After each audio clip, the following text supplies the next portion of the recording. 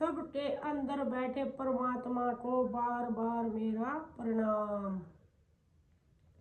आज मैं आपको जो गजेंद्र हुए थे, जिनकी एक पुकार पर विष्णु भगवान पूरा रामटैंड भी नहीं पाए थे, रा बोला था, इतने में ही आ गए थे। उन्हें क्या स्तुति की थी वो मैं आपको सुनाऊंगी। कैसे अर्ज लगाते हैं भगवान को, फिर भगवान भाग्य चले आते हैं। पुकार सच्ची होनी चाहिए, अंदर से होनी चाहिए, हृदय से होनी चाहिए, तो वे भगवान एक ही पुकार पे चले जाते हैं। भागवत में श्री सुखदेव भगवान ने बड़ा अच्छा वर्णन किया है, बड़े प्रेम से गाया इसको। उसको बोलते हैं गजेंद्र मोक्ष। आप अगर रोज अपने घर में चला कर भी रख दोगे या उसका मनन करोगे, गाओगे, तो आपको उसकी अनुभूति तुरंत देखने को मिलेगी। हृदय अच्छा होना चाहिए, भाव अच्छा होना चाहिए, बड़े प्रेम से गाना चाहिए, बड़े प्रेम से। बोलो सुखदेव भगवान की जय हो, राजा परीक्षित की जय हो, भागवत भगवान की जय हो। श्री सुखदेव जी ने कहा, परीक्षित, गजेंद्र ने मृत्यु के भय को अपने चित्त से निकालकर एकाग्रचित होकर इस प्रकार भगवान की स्तुति की, भगवान को पुकारा। गजेंद्र ने कहा, हे प्रभु, आप जगत के मूल हैं और सभी जीवों के हृदय में आप निवास करते हैं। आप ही समस्त जगत के स्वामी हैं। आपके कारण ही इस संसार में चेतना का संचार होता है। मैं आपको नमन करता हूँ और अपने आप को श्री चरणों में समर्पित करता हूँ। यह सारा प्रपंच आपकी माया के कारण हो रहा है। आप सभी के साक्षी हैं और ये दृष्टि आपकी माया से ही घूमती रहती हैं।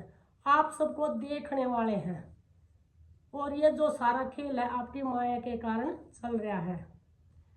प्रभु, हे प्रभु, आप सभी कार्य और कारणों से परे हैं।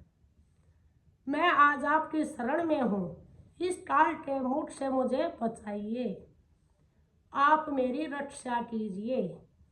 हे प्रभु, आपके वास्तविक स्वरूप को आज तक कोई नहीं जान सका है। पता नहीं कब किस रूप में आप कहाँ प्रकट हो जाते हैं, इसे ऋषि मुनि तक नहीं जान पाए। उन्हें स्वतंत्र अंधकार ही अंधकार दिखाई पड़ता है। आपकी लीलाओं को भला कौन जान पाता है। आपको अपनी रक्षा के लिए पुकार रहा हूँ, कृपा मेरी रक्षा कीजिए। हे प्रभु, आप अरूप, निराकार, अनादि होने पर भी भक्तों के हृदय में साकार और बहुरूप होकर विराजमान रहते हैं। मैं आपको नमस्कार करता हूँ।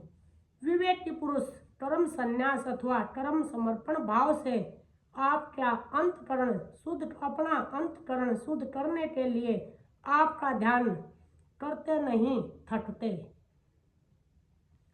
आप सभी भक्तों को मोक्ष प्रदान करने वाले हैं। आप ही सबके स्वामी हैं, समस्त क्षेत्रों के एकमात्र ज्ञाता हैं, सर्वसाक्षी हैं। आपके बिना जगत का एक पत्ता भी नहीं हिल पाता। आपकी इच्छा के बिना किसी की गति नहीं हो सकती। आप ही प्रत्येक घटना के कार्य कारण स्वरूप हो। यह ग्रह जो आज मेरे पैर को पकड़कर खींच रहा है, यह भी आपकी इच्छा का ही परिणाम है। यदि मेरा जीवन इतना ही है तो मैं आपसे कुछ नहीं कहता। विधि के विधान में व्यवधान डालने की मुझ में सामर्थ्य नहीं है। यदि मेरे भीतर कोई अहंकार आपको प्रतीत हुआ है तो उसके कारण भी आप ही हो, क्योंकि आप सभी इंद्रियों के आश्रय हैं। क्योंकि आप सभी इंद्रियों का आश्रय हैं। सभी बराबर सृष्टि में, सभी चराचर सृष्टि में आपका ही प्रतिबिंब गोचर हो रहा है। मैं आपको नमस्कार करता हूँ। प्रभु, मेरी रक्षा करो, मेरे अपराधों को क्षमा करो। हे प्रभु, जैसे कोई दयालु पुरुष फंदे में पड़े हुए पशु का बंधन काट देता है और उसे स्वतंत्र कर देता है, उसी प्रकार आज मैं काल रूपी इस ग्रह के फंदे में फंसा हुआ हूँ। आप मेरी भूलों को क्षमा करें और मुझे इस ग्रह से बचाए। प्रभु, आपके पास तो दया का सागर लहराता रहता है, आप शरणागत की अवश्य सहायता करते हैं। फिर मेरी रक्षा में आप क्यों विलंब कर रहे हैं? क्यों देर लगा रहे हो मेरी रक्षा में? आप तो भक्तों का कल्याण करने में कभी आलस्य नहीं करते, फिर आज क्यों आप अपने भक्तों के पुकार नहीं सुन पा रहे हो? हे दीन बंधु, जो लोग अपने शरीर में, भोग विलास में, अपनी संतान में, अपने गुरुजन और सगे संबंधियों में और घर परिवार में और धन संपत्ति के संग्रह में सदा आसक्त रहते हैं, उन्हें आपकी प्राप्ति अत्यंत कठिन है।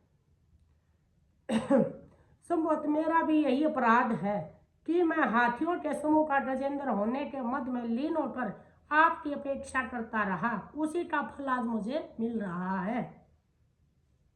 परंतु हे प्रभु, मृत्यु की इस घड़ी में आपका स्मरण करने की इच्छा भी आपने ही मुझ में उत्पन्न की है, फिर आप मेरा उद्धार करने में क्यों विलंब कर रहे हैं?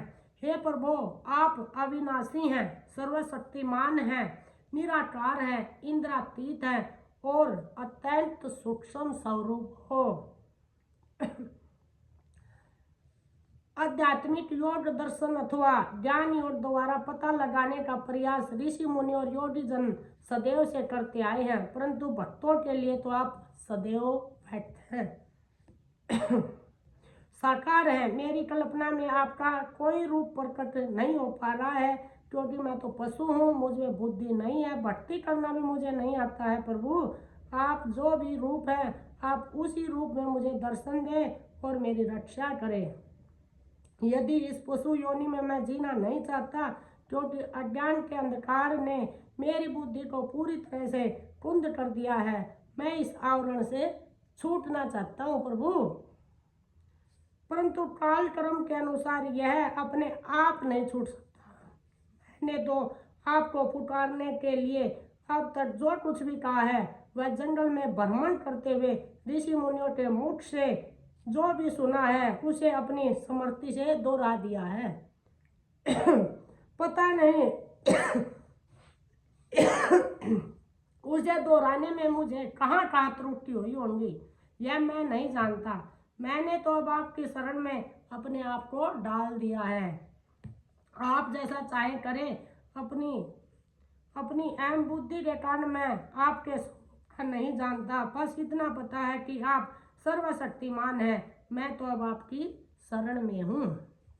परीक्षित, गजेंद्र ने इस प्रकार प्रभु श्री हरि की स्तुति की तो श्री हरि गरुड़ पर सवार होकर तत्काल वहां आ पहुंचे।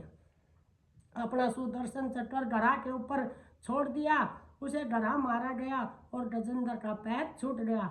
इसी प्रकार भगवान श्री हरि ने गजेंद्र को गधा के मुख से बचाया। जो भी सच्चे मन से श्री हरि की पुकार करेगा, आज भी तत्काल भगवान उसके दुखों को दूर करते हैं। बोलो श्रीमद् भगवत भगवान की जय हो। हरे नमः, हरे नमः, हरे नमः। ओम शांति शांति शांति।